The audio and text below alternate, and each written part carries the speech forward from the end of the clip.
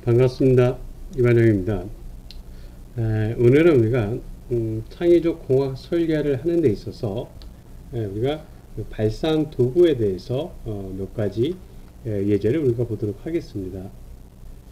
먼저 그 창의적 발상 도구로 활용하는 것 중에 하나가 가장 많이 사용하는 것이 이렇게 브레인스토밍이라는 것이 있습니다. 그래서 이번 그 강좌에서는 우리가 이 브레인스토밍을 어떻게 더 효율적으로 하는 것인지, 그리고 이 브레인스토밍을 하면서 어떤 결과를 얻어낼 수 있는 것인지, 여기에 대해서 우리가 학습을 하도록 하겠습니다. 자, 먼저 브레인스토밍이라는 것은 어떤 거냐면 이 브레인과 그 두뇌와 스톰, 폭풍이죠. 이게 합성어로서 이 참가자 전원이 이 여러 방면으로 혹은 다른 각도에서 어떤 문제를 집중하여서 우리가 그 문제에 집중해서 그 문제를 해결하기 위한 아이디어를 도출하기 위한 그 발상 도구입니다. 그것을 우리가 브레인스토밍이라고 하게 되는 거죠. 이 브레인스토밍은 1941년도에 미국 광고회사 BBDO라는 그 사장, 이 알렉스 오즈본이라는 사람이 있는데, 이 회의에서 그 어떤 회의를 좀 더 쉽게 얻어내기 위해서, 그러니까 아이디어를 도출하기 위해서 제안한 방법입니다. 그래서 이것은 어떤 주제에 대한 그 확산적인 그 확대고 확산적인 사고를 유도하는 기법이 우리가 브레인스토밍이라는 것이죠. 그래서 이 브레인스토밍은 보통 이제 몇 명이 하냐, 3명 정도 이상이 주로 하게 됩니다. 3명 이상이. 그래서 그 3명 이상이 모여가지고 하나의 주제를 갖다 놓고 하나의 주제에 대해서 자유롭게 토론하고, 그리고 토론한 것을 발표, 정리해서 어떤 창의적인 아이디어를 도출해내는 그런 방법입니다. 그러니까 이와 같은 방법은 개인적인 것이 아니고 집단적인 그 사고 촉진법으로 우리가 볼 수가 있게 되는 거죠. 그래서 집단적인 사고 촉진법을 해서 아이디어를, 개인적인 아이디어를 도출해내는 그런 발상 도구 중에 하나가 됩니다. 그래서 브레인스토밍을 하기 위해서는 이 권위하고 고정관념을 배제를 시켜야 돼요. 그러니까 이 브레인스토밍은 그 하기 위한 그 환경 조건이 굉장히 자유로워야 된다는 겁니다. 그래서 이 자유로운 분위기에서 가능한 많은 아이디어를 도출을 해낼 수 있도록 해야 되는 겁니다. 그래서 그 많은 아이디어 중에서 가장 좋은 아이디어를 찾아내는 것이 이 브레인스토밍의 주 목적이 되게 됩니다. 그래서 브레인스토밍을 하기 위해서는 누군가 혼자 많은 아이디어를 도출해내면 안 돼요. 그러니까 도출한다는 표현이 혼자 많은 얘기를 하면 안 되는 거예요. 3명이면 3명이 같이 많은 얘기를 해야 되는 겁니다. 혼자 독단적으로 많은 얘기를 하면 이 브레인스토밍에 대한 발상 도구 기법에 적합하지 않고 아이디어가 제한적이게 됩니다. 그래서 이 브레인스토밍을 이것은 이제 그 다른 발상 도구하고 같이 할 수도 있고요. 또는 독립적으로 우리가 사용을 할 수도 있게 됩니다. 그래서 이 브레인스토밍이라는 것은 참가자 전원이 이렇게 여러 다방면, 다각도에서 그 문제를 집중 공격해서 그 문제에 대한 해결 아이디어를 얻어내는 창의적 발상 도구 기법이다. 이렇게 여러분은 이제 알고 있으면 된다는 얘기죠. 자, 브레인스토밍을 하기 위한 전제 조건이 몇 가지 있는데, 이렇게 보면 첫 번째, 양해질을 낳는다. 이렇게 되어 있어요. 즉, 브레인스토밍의 궁극적인 목표는 뭐냐? 창의적 아이디어를 도출해내는 겁니다. 네? 근데 이것이 어떤 확산적인 사고방식을 가지고 제한 시간 내에 두면 많은 아이디어를 도출해내기가 쉽지 않다는 거죠. 그래서 이와 같이 그 어떤 제한 시간 내에 많은 아이디어를 제한 그 도출해내기 위해서는 이와 같은 이 두 가지 전제 조건이 따라줘야 된다는 겁니다. 처음에 양이 7을 낳는다. 즉 처음부터 좋은 아이디어를 도출하기보다는 무조건 많은 양의 아이디어를 도출을 해보자는 거죠. 그리고 그 중에서 좋은 아이디어를 선택을 하자는 겁니다. 두 번째, 이제 판단은 나중에 하게 된다. 판단은 그것은 다른 사람이 제안한 아이디어를 비판하지 말아야 돼요. 나하고 생각이 다르다고 해서 그 생각이 다른 사람의 아이디어가 잘못됐다, 틀렸다, 그것은 비효율적이다, 이렇게 하지 말아야 된다는 겁니다. 예? 이 비판을 하지 않으면, 비판을 하게 되면 아이디어를, 나는 말을 못하고 그러다 보면 아이디어를 생성할 수가 없게 돼요. 그러니까 비판을, 이것을 제어를 하게 되면, 유보를 하게 되면 많은 아이디어가 나오게 되는 거죠. 그래서 이 많은 아이디어가 나오면 그 문제 해결을 위한 혁신적이면서 독창적인 아이디어가 도출되게 될 수가 있게 됩니다. 자, 그 다음에 브레인스토밍에 대한 규칙에 대해서 우리 학습을 하도록 하겠습니다. 브레인스토밍을 하기 위한 규칙은 일반적으로 우리가 제한 시간 내에 많은 아이디어를 도출하려고 하다 보니까 이렇게 몇 가지, 약 4가지의 규칙이 존재를 하게 됩니다.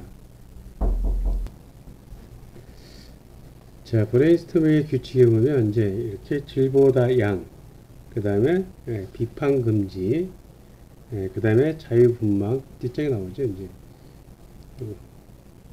그리고 이제 결합 과외선, 이렇게 이제 4가지가 있습니다. 이 4가지에 대해서 이제 보자. 보통 브레인스토밍의 규칙 중에 첫 번째 질보다 양이라는 것은 많은 아이디어를 우리가 배출하자는 거죠. 그래서 아이디어의 그 질보다 양을 브레인스토밍은 더 중시하게 됩니다. 그래서 일정 시간 동안, 제한 시간 동안 가능한 많은 아이디어를 제안하도록 우리가 이제 장려를 이제 하는 거고요. 그래서 이와 같은 많은 아이디어를 제출하는 것이 아이디어의 질을 향상시키게 되는 형태가 되게 됩니다. 결국 어떤 제한 시간 내에 많은 아이디어를 이제 도출하고 그 가운데서 좋은 아이디어를 선택하는 것이 브레인스토밍의 핵심 전략이 됩니다. 그래서 이때 그 아이디어의 그 질은 이와 같은 평가 과정에서 이제 수행이 되는 거고요. 두 번째 규칙은 이제 비판 금지입니다. 비판은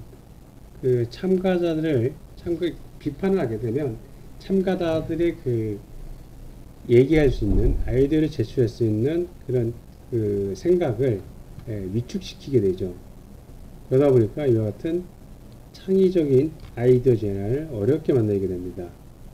그래서 우리가 판단은 나중에 하는 거, 아이디어가 좋고 나쁘고는 나중에 하게 되는 거고, 그렇지 않으면 보통 인간의 뇌는 어떤 패턴, 즉 고정관념을 이렇게 형성해서 그것을 받아들이는 경향이 있기 때문에 다른 사람의 어떤 의견이 그것이 패턴을 벗어나면 나 자신도 모르게 그것을 비판하게 돼요. 그러면 브레인스토밍을 제대로 수행하려면 이와 같은 것을 의식적으로 이렇게 미리 미연에 방지, 경계를 해야 된다는 얘기죠. 그래서 팀원 가운데 한 사람을 정해서, 우리가 한 사람을 정해서 누가 언제 어떻게 비판을 하고 했는지 기록하고 공유하는 것도 브레인스토밍이라는 좋은 방법에 해당이 됩니다. 세 번째 이제 규칙 중에서 자유분방이라는 것이 있습니다. 여기 보면 엉뚱한 아이디어일수록 창의적인 아이디어로 가는 출발점이 될 수 있다, 이렇게 되어 있죠. 이것은 뭐냐면 때로는 엉뚱한 아이디어가 창의적인 아이디어의 출발점이 될 수 있다는 겁니다. 그러니까 아이디어가 다소 좀 허황되고 비현실적인 아이디어라도 자유롭게 제안하도록 장려를 해야 된다는 겁니다. 그래서 우리가 생각하는 그 생각의 흐름을 벗어나서 의도적으로 이렇게 생각의 방향을 바꾸는 연습이 이제 필요로 하고요. 그리고 굉장히 자유롭고 편안하게 그런 분위기에서 좋은 아이디어가 나타날 수 있도록, 우리가 그 주변 이 브레인스토밍의 어떤 장소 또한 꼭 강의실이 아닌 뭐 야외가 될 수도 있고, 또는 뭐 휴게실이 될 수도 있고, 그런 그 장소를 에서 회의를 하는 것도 우리가 보통 권장을 하게 됩니다.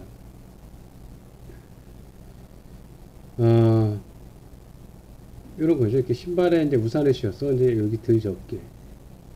이것은 이제, 그러지 말고, 요만큼, 사람의 요만큼 여기다가 이렇게, 비는, 이렇게 하면, 신발도 세이브가 비에 젖지 않고, 안전하게 비에 젖지 않을 거라, 뭐 이런 아이디어를 의미를 하는 거고요. 그리고 이제 네 번째로 결합과 개선입니다. 이것은 이렇게 다른 사람의 아이디어를 경청하고, 그리고 서로 결합하거나 수정해서 새로운 아이디어를 만들어내는 건데, 일단 다른 사람의 아이디어를 발전을 시켜요. 그러면 새로운 아이디어를 만들어낼 수가 있게 됩니다. 따라서 다른 사람이 제안하는 아이디어를 우리가 자세하게 경청을 합니다. 그리고 그것을 서로 간에 결합하거나 수정해서 새로운 아이디어가 만들어낼 수 있도록 우리가 장려를 해야 된다는 얘기죠. 우리가 표절이라는 것은 어떤 한 사람 걸 가지고 훔치면 표절이 되지만, 여러 사람의 아이디어를 훔쳐가지고 그것을 섞어서 만들어내면 그것은 새로운 발명이 되게 됩니다. 그래서 개개인이 새로운 아이디어를 제안하는 것이 한계에 도달했다고 판단이 되면, 그때까지 그 도출된 그 아이디어를 우리가 의식적으로 결합하고자 하는 겁니다. 그래서 새로운 아이디어를 만들어낼 수 있다는 겁니다. 이렇게 해야 되는 거죠. 물통하고 약통을 결합해서 알약무통, 이렇게 일반 무통에다가 빨대를 집어서 빨대무통 개선시키는, 우리가 결합과 개선의 방법에 해당이 됩니다. 자, 그러면 브레인스토밍의 장점과 단점에 대해서 우리가 살펴보겠습니다. 브레인스토밍은 장점이 많아요. 근데 한계도 있습니다. 단점도 있다는 얘기죠. 브레인스토밍을 단독으로 사용하는 것보다 어떤 발명의 원리라든가 스탬퍼, 강지의 연결법과 같은 다른 창의적인 발상도와 함께하면 훨씬 더 효과적이 됩니다. 이같이 브레인스토밍의 장점은 어떤 개량적인 방법으로 문제를 해결하기 어렵거나 과거의 경험을 통해서 우리가 최적의 해결책을 찾을 수가 없을 때 많은 관계자가 모여가지고 창의적인 아이디어를 도출하기 적합하게 된다는 얘기죠. 이와 같은 그 회의 기법으로 적합한 거고요. 또한 여러 개념 이외에도 여러 개념을 서로 조합해 가지고 새로운 대체 개념으로 생성할 때 이용을 할 수가 있게 됩니다. 반면 단점으로는 브레인스토밍을 통해서 도출된 그 아이디어의 수준은 문제 상황이나 팀 구성에 따라 달라질 수가 있게 됩니다. 그러니까 일관적인 어떤 그런 결과를 기대하기가 없다는 얘기죠. 특히 이제 브레인스토밍을 이용해서 어떤 문제의 성공이 다른 문제의 성공을 보장할 수 없다는 얘기죠. 왜? 일관성이 없기 때문에. 그렇기 때문에 어떤 시행착오를 많이 겪게 됩니다. 자, 이래서 우리가 지금까지 브레인스토밍에 대한 규칙과 장단점, 그리고 브레인스토밍을 하기 위한 어떤 전제 조건에 대해서 학습을 하였고요. 이제 브레인스토밍을 하기 위한 어떤 준비 단계에 대해서 우리가 이제 살펴봅시다. 자, 브레인스토밍을 제대로 하려면 첫 번째가 팀 구성이 되어야 되고요. 그리고 브레인스토밍을 진행하는 장소, 시간, 계획 이런 것들에 대한 아주 세부적인 준비가 필요를 하게 됩니다. 먼저 팀 구성을 보면 이렇게 이제 보통 일반적으로 우리가 진행자, 이제 이게 팀 리더입니다.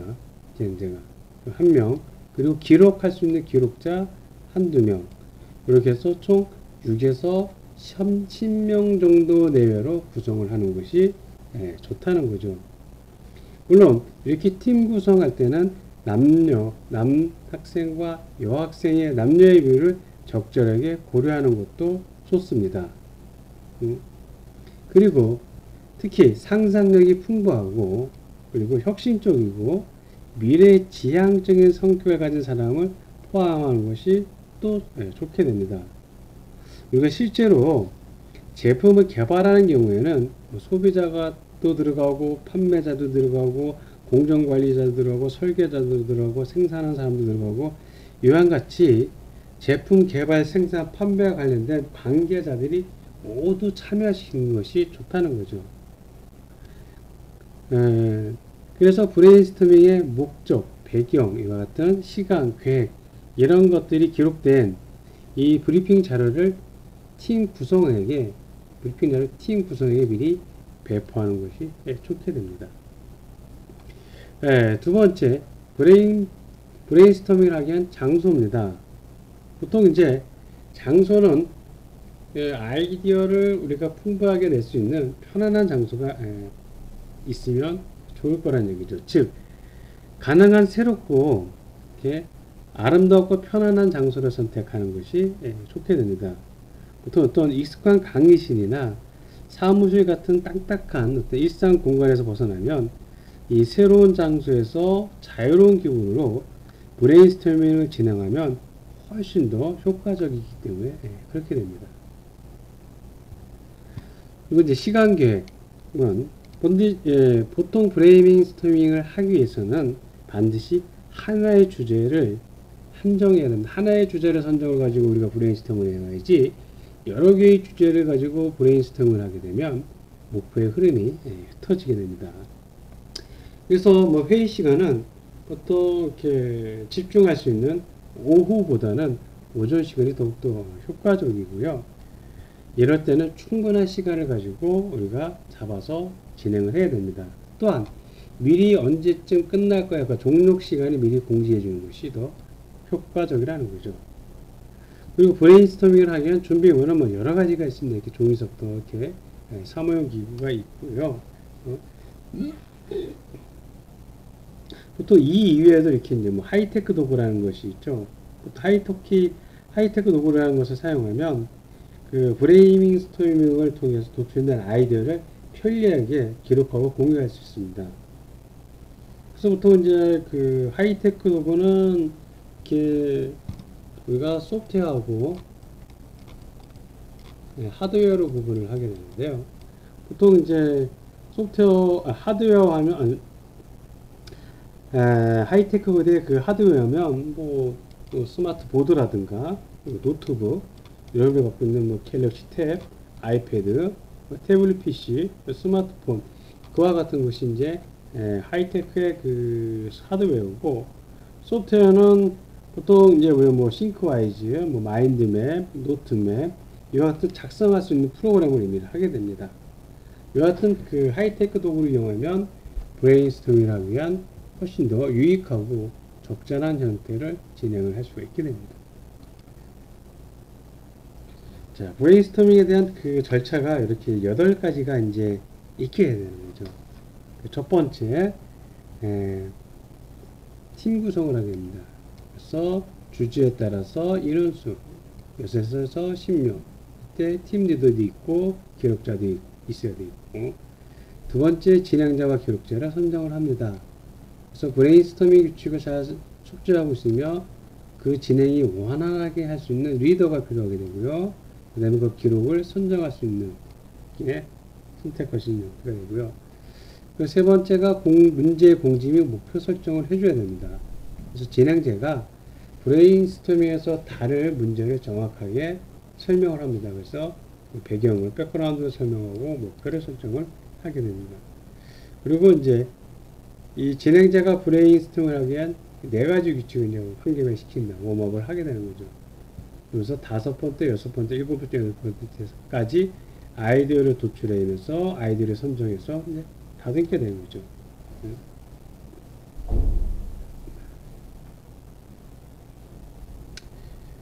보통 그 아이디어 도출 단계에서 브레인스토밍 하다 보면은 이 아이디어가 소강 상태에 빠지게 됩니다.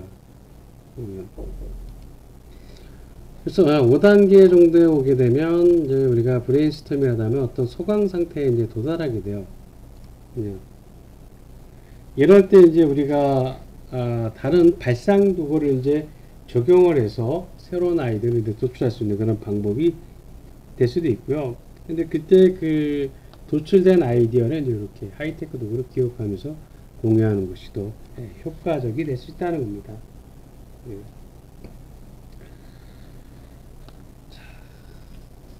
그 다음에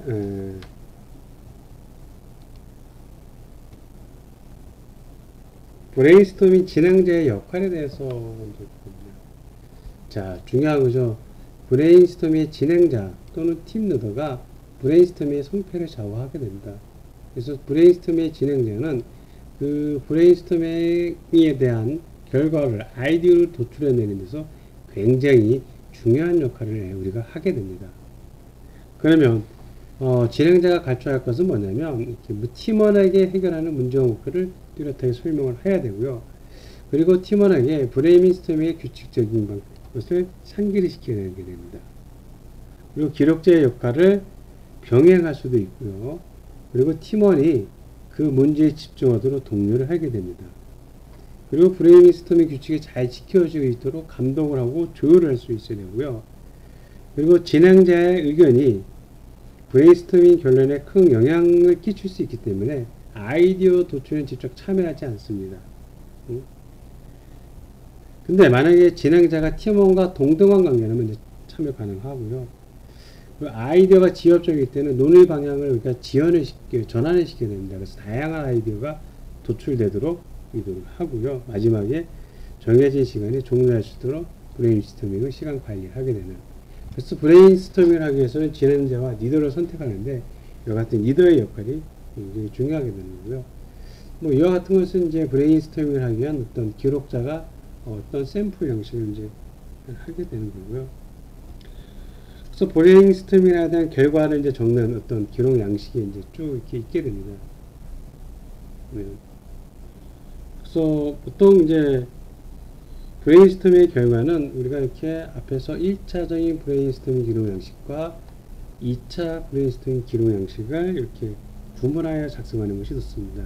그 1차는 어떤 거냐면 앞에서 팀 구성서부터 아이디어 도출까지가 1차로 보게 쓰여 있는 거고요. 이때까지가. 그리고 아이디어 평가서부터 아이디어 다듬기까지가 여기가 우리가 2차로 보게 됩니다. 그래서 여기를 따로 기록, 그리고 아이디어 평가서부터 다듬기를 따로 기록, 이렇게 구분해서 작성하는 것이 좋다는 거죠. 그래서 뭐 앞에 얘기한 대로 1차 브레인스토밍에서는 먼저 이렇게 팀을 구성을 하고요. 그리고 팀원의 역할을 지정을 하고, 그리고 그 브레인스토밍 할 문제와 목표를 공지를 하고, 그리고 웜업을 하게 되죠.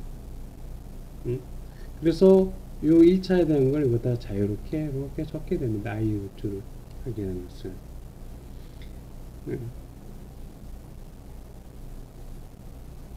자, 그 다음에, 보통 이제 여기에 그 아이디어를 쭉 적게 됩니다. 그래서 그 아이디어에 도출된 것을 여기다 이제 투표해서 여기다 쭉 적게 되는 거죠. 그래서 이 투표 방식을 통해서 이 아이디어 중에서 투표 방식이 가장 투표가 높게 나온 것, 한 서너 개 정도를 선택해서 작성하는 것이 아이디어를 도출하는 좋은 방법이 될 수가 있고요. 근데 2차에서는 이렇게 2차 브레인스토밍에서는 이제 1차는 그 아이디어 도출까지니까 2차서부터는 요 앞에 거와 같은 양식을 선택을 하는데 1차에서 선택한 브레인스토밍에서 선택한 각각의 아이디어를 우리가 그 아이디어가 여러분이 선택할 수 있는 그 기준을 만족하는지 그 팀원의 투표를 거쳐서 득점을 표시를 하게 된다는 거다가 그것을 표시하고 그래서 득점에 따라서 최종 순위를 정해서 순위가 가장 높은 놈이 최종 아이디어를 선정을 하게 되는 겁니다. 그래서 평가 기준에 따라서 아이디어를 평가하는 방법이 여러 가지가 있는데 이것이 평가의 기준이 중요하다에 따라서 가중치를 우리가 부여할 수도 있게 됩니다. 이 아이디어 평가는 이제 나중에 뒤에서 우리가 할 수도 있겠지만 그때 되면 이제 아이디어 평가 기준은 그 목표 설정에 따라서 약간씩 달라지게 됩니다. 그리고 이제 뒤에 보면 뭐 브레인스토밍의 사례입니다. 새로운 모자 발견하기. 그래서 개인적으로 브레인스토밍을 위해서 모자를 모티브로 새로운 발명에 도전한 사례를 이렇게 합니다. 그래서 혼자서 브레인스토밍 반드시 4가지를 주체합니다. 이렇게 준비사항은 장소, 시간, 장소는 집 앞에 벤치에, 시간은 뭐 오후 2시부터 4시 사이에, 준비면은 각자 적을 것 이렇게 합니다. 1차 브레인스토밍을 하게 되면 언제 했고 기록자는 누구고 주제는 새로운 모자 발명하기, 목표는 5가지의 아이디어를 도출해야 한다. 그래서 모자로 작은 손가방을 만든다. 모자를 무릎 보호대로 사용한다. 모자를 그릇으로 사용한다. 모자를 광고파로 활용한다. 모자를 크게 만들어서 우산을 사용한다. 그렇게 아이디어를 도출을 해내는 겁니다. 그 2차에서 그 아이디어를 갖다 놓고 이제 아이디어를 나왔으니까 주제는 앞에서 똑같은 거예요. 그래서 최종 선정된 아이가 모자를 광고판으로 활용한다. 이렇게 됐어요. 네? 이렇게 동그라미 됐으니까 투표가 제일 많이 나온 겁니다. 그래서 그 모자의 광고판에다가 뭐 아이디어를 다듬습니다. 그럼 광고를 어떻게 할 거냐? LCD를 부착해서 광고를 만들 거냐? 아니면 그냥 접착을 할 거냐? 그래서 아이디어를 세부적으로 이렇게 다듬기 시작합니다. 모자 뒷면에 작은 LED 디스플레이를 부착할 거냐? 모자 LED 디스플레이와 연동되는 스마트폰 앱을 개발한다.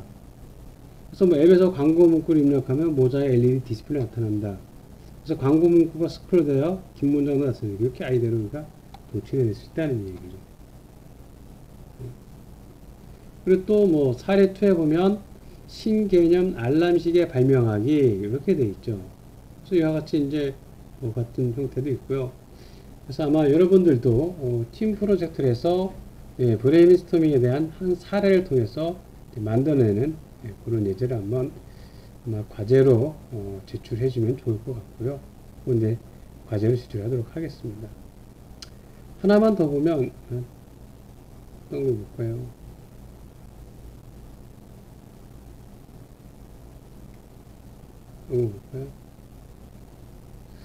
나홀로 지배 프로젝트. 팀별로 브레인스토밍을 통해서 이렇게 되어 있습니다. 초등학교 5학년 미래양은 부모님이 모두 직장에 다니기 때문에 집에 혼자 있는 경우가 많다. 미래양은 씩씩하고 자존심이 강해서 혼자 집에 있는 것을 두려워하지 않지만 최근 이웃집에 도둑이 들었다는 이야기를 들은 후로는 혼자 있을 때 누군가가 초인종을 누르면 대답을 할까 말까 고민이다. 대답을 하면 어린이만 있는 집이라고 알아챌 테고 대답을 하지 않으면 빈집이라고 생각하지 않을까. 결국 미래의 양과 같은 어린이에게 도움이 되는 아이디어를 제안해보자 라는 겁니다.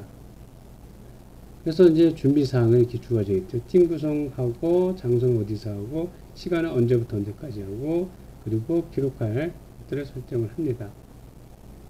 그래서 일시, 팀 구성, 주제, 목표 설정하고 아이디어로 도출해야 됩니다. 자, 어린이 목소리를 어른 목소리로 변조를 하자. 부모님의 스마트폰과 바로 연결된 인터폰을 연결하자. 문 앞에 금속 탐지기를 설치하자. 가사 도우미 로봇을 만들자. 그리고 문 앞에 경비실과 연결된 뭐 이렇게 아이디어를 여러 가지로 도출을 해내는 겁니다. 도출해서 가장 좋은 투표를 통해서 해봤더니 이거 하나, 둘, 셋, 4개가 나온 거예요. 그러면 선택된 아이디어가 이렇게 4가지가 선택이 되는 겁니다. 그래서 1번에 어린이 목소리를 어린 목소리로 변조. 그리고 부모님 스마트폰과 바로 연결, 인터폰을, 그리고 녹음된 여러 사람의 대화 소리를 재생, 어른 목소리로 녹음 재생할 수 있는 인터폰, 이렇게 만드는 겁니다. 1차에서는. 그래서 아이디어가 선정이 되면 2차에서는 이거를 가지고 최종 선정을 하나를 합니다. 최종 선정한 것이 이제 이 B번, 이걸 선택했다고 하자는 얘기죠. 그래서 아이디어 평가를 했더니 B가 3표가 나오고 나머지는 0표, 0표, 1표가 나오고, 그래서 B를 가지고 이제 최종 아이디어를 선정을 하는 겁니다. 그런 다음에 이 아이디어를 이제 다듬는 거예요. 그래서 이 다듬고 세부 기능을 만들어야 됩니다. 방문자는 부모님을 얼굴을 볼 수 없고 음성만 하나 들으시고 있게 되죠. 그래서 방문자의 얼굴을 확인을 하게 됩니다. 부모님이. 그래서 방문자가 확인되면 부모님은 스마트폰을 현관을 열어줄 수가 있게 되고요. 그래서 부모님이 전화를 받지 않는 경우 경비실이나 경찰서 자동 연결할 수 있게끔, 아이들을 대면 이렇게 선정할 수 있는, 이게 이제 우리가 흔히 가장 많이 사용을 하는 브레인스토밍에 대한 결과값입니다. 그래서 우리는 이번 시간에는 우리가 아이디어를 도출하기 위한 가장 좋은 방법 중에 하나로 브레인스토밍에 대해서 학습을 했고요. 그 브레인스토밍을 가지고 여러분은 어떤 그 아이디어를 도출하는 방법을 설정을 했습니다. 자, 그러면 여러분들이 실습 과제가 뭐냐면 이겁니다. 자, 팀원을 짜서 팀원 선정은 캡스톤 디자인하는 팀원이라고 보고, 그 팀원이 이렇게 페티병으로 무엇을 했을까 해서 브레인스토밍을 이렇게 만들어내게 됩니다. 그래서 1번, 2번까지 세부 아이디어 세부 기능까지 여러분은 우리가 꼭 이와 같은 양식이 아니어도 상관이 없어요. 이렇게 이와 같은 양식은 아니어도 상관이 없습니다. 이 양식은 여러분이 아이디어만 나올 수 있게끔, 좋은 아이디어가 나올 수 있게끔 만들어내는 생각해서 될 수가 있는 겁니다. 그래서 여러분들이 어떤 주제를, 이 페트병으로 무엇을 할 수 있을까, 이 주제가 아니더라도 어떤 특정 주제를 정해서 한번 브레인스토밍을 해서 그 결과를 도출해 내기를 바라겠습니다. 자, 이번 수업은 우리가 여기까지 하도록 하겠습니다.